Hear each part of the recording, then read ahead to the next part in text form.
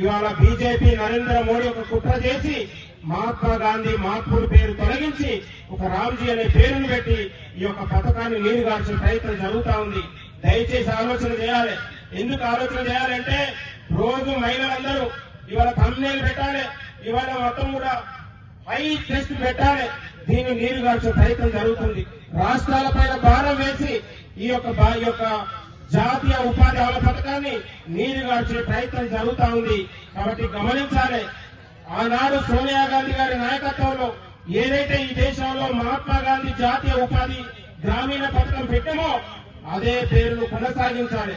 మహాత్ముడి పేరును తొలగిస్తే, ఈ పథకాన్ని నీరుగారిస్తే ఈ దేశంలో ఉన్నటువంటి మహిళలు, వృద్ధులు, వితంతులు ఒక్కటే ఏకతాటిగా లక్షలాది మంది ఒకటై ఈ బీజేపీ కేంద్ర ప్రభుత్వం పైన పెద్ద ఎత్తున మనందరం కూడా పోరాడాలని మీ అందరికీ చేతులు జోడించి నమస్కారం చేస్తూ మహాత్మా గాంధీ పేరును ఎట్టి పరిస్థితుల్లో జాతీయ ఉపాధి హామీ పథకం పైన ఇవాళ తీసివేస్తే మాత్రం ఇవాళ తెలంగాణతో పాటు దేశవ్యాప్తంగా మహిళలందరం కూడా పెద్ద ఎత్తున మనం పోరాడాలని మీ అందరికీ చేతులు జోడించి నమస్కారం తెలియజేస్తాను. Thank you. నమస్తే.